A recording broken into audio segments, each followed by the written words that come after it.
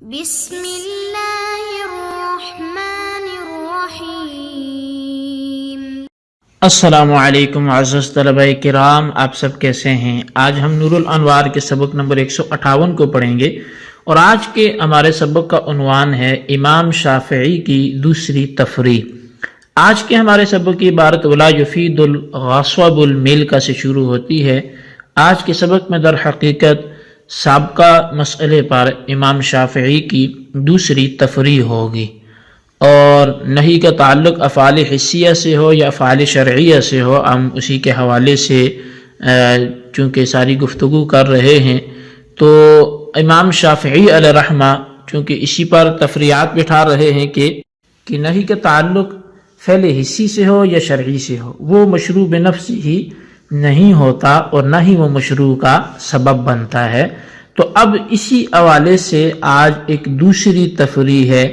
جو اس عبارت ولا یفید الغصب الملک سے شروع ہوتی ہے۔ آئیے سب سے پہلے عبارت پڑھ کے اس کا ترجمہ کرتے ہیں، اس کے بعد باقاعدہ سبق کی وضاحت کی طرف بڑھتے ہیں۔ مصنف علیہ رحمہ لکھتے ہیں ولا یفید الغصب الملک، اور غصب ملک کا فائدہ نہیں دیتا۔ عطف علی لا تثبت، یہ لا تثبت پر یہ عبارت معطوف ہے۔ وہ تفریع ثان للشافعی، اور یہ امام شافعی کی دوسری تفریح ہے۔ وذالک لأن الغصب حرام ومعصیۃ، اور یہ اس لیے کہ غصب حرام اور معصیت ہے۔ فلا یکون سببا لامر مشروع، لہذا یہ امر مشروع یعنی ملک غاصب کا سبب نہیں ہوگا۔ آگے هو الملک، وہ امر مشروع کیا ہے؟ وہ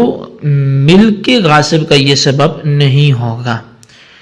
اذا ہلاک المغصوب، جب کہ مغصوب ہلاک ہو جائے، وقضی علیہ بالضمان، اور غاصب پر ضمان کا فیصلہ کیا جائے۔ وعندنا، جب کہ ہمارے نزدیک یعنی احناف کے نزدیک یملک الغاصب المغصوب بعد الضمان، غاصب مغصوب چیز کا مالک ضمان کے بعد ہو جاتا ہے۔ فیملک اکسابہ الباقیۃ، تو پس اس کے باقی اکساب کا بھی مالک ہو جائے گا فی یدہ، جب وہ اس کے قبضے میں ہوں۔ وینفذ بیعہ الماضی، اور اس کی گزشتہ بیع نافذ ہو جائے گی۔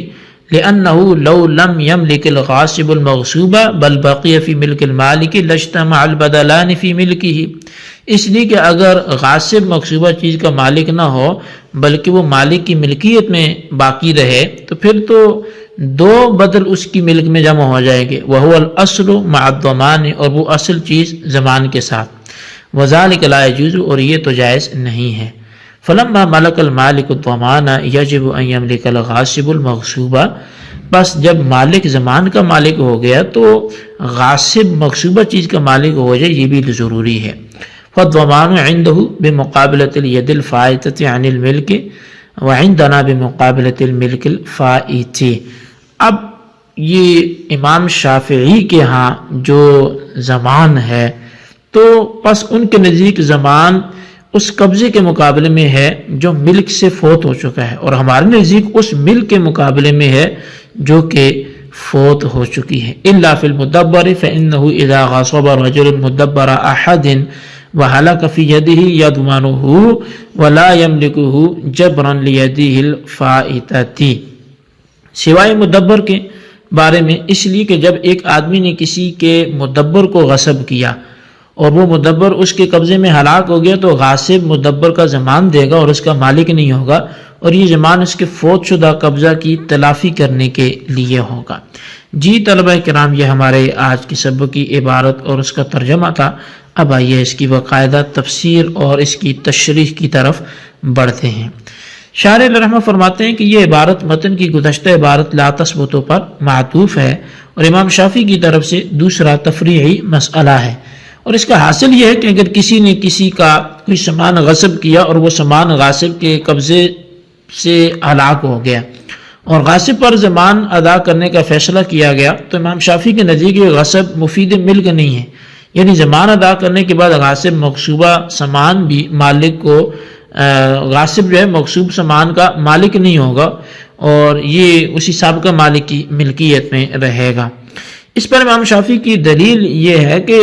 غصب فعل حرام، معصیت اور قبیح لعین ہی ہے، اور ملک یعنی غاصب کا شے مغصوبہ کا مالک ہونا یہ ایک امر مشروع اور نعمت ہے، اور یہ بات پہلے گزر چکی ہے کہ فعل حرام یعنی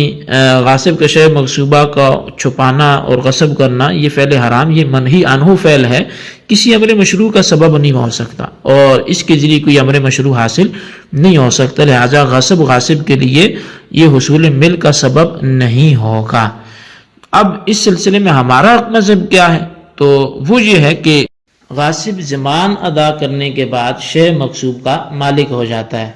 لہذا مغصوب اگر غلام ہو اور اس نے اس دوران کچھ کمائی کی ہو تو جو کچھ مغصوب غلام کے قبضے میں ہے اس سب کا مالک غاصب ہو جائے گا، کیونکہ جو کمائی کیے ہوئے اموال غلام جو مغصوب ہے اس کے تابع ہوتے ہیں، لہذا جب اصل یعنی مغصوب کے اندر غاصب کی ملک ثابت ہو جائے گی تو اس کے توابع یعنی اقساب کے اندر بھی اس کی ملک ثابت ہو جائے گی۔ اور اس میں نقطہ یہ ہے کہ ضمان ادا کرنے کے بعد غاصب کے لیے ملک کا ثبوت وقت غصب کی طرف منسوب ہوتا ہے، لہذا غصب کے بعد تمام اقساب کو غاصب کے سپرد کر دیا جائے گا، اور ہمارے نزدیک ضمان ادا کرنے کے بعد غاصب چونکہ شے مغصوب کا مالک ہو جاتا ہے، اس لیے اگر غاصب نے شے مغصوب کو فروخت کر دیا اور پھر مالک کو اس کا ضمان ادا کر دیا تو غاصب کی یہ بے ضمان ادا کرنے کے بعد نافذ ہو جائے گی، کیونکہ نفاذ بے کے لیے ملک ناقص بھی کافی ہوتی ہے۔ بہرحال غصب کے مفید ملک ہونے پر ہماری دلیل یہ ہے کہ ضمان ادا کرنے کے بعد بھی اگر غاصب شے مغصوب کا مالک نہ ہو سکا اور شے مغصوب مالک کی ملک میں باقی رہی تو اصل یعنی جو شے مغصوب ہے اور ضمان دونوں بدل مالک کی ملک میں جمع ہو جائیں گے، حالانکہ یہ ناجائز ہے۔ بس اس عدم جواز کو ختم کرنے کے لیے ہم کہتے ہیں کہ مالک جب ضمان کا مالک ہو گیا تو شے مغصوب کا مالک لازمی طور پر غاصب ہوگا، تاکہ اصل اور ضمان دونوں بدل ایک کی ملک میں جمع نہ ہو سکیں۔ اور رہا یہ سوال کہ اس صورت میں غصب یعنی فعل منہی عنہ امر مشروع یعنی ملک غاصب کا سبب ہو جائے گا، اور یہ درست نہیں، تو اس کا جواب یہ ہوگا کہ شے مغصوب میں ملک غاصب کا سبب غصب نہیں ہے بلکہ ملک غاصب کا سبب وجوب ضمان ہے، یعنی غاصب پر ضمان کا واجب ہونا یہ غاصب کا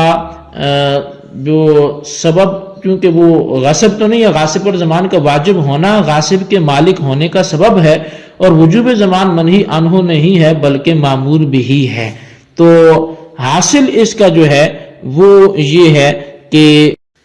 جو چیز منہی عنہ نہیں ہے بلکہ مامور بھی ہے وہ ملک غاصب کا سبب ہے، اور جو چیز منہی عنہ ہے وہ ملک غاصب کا سبب نہیں ہے،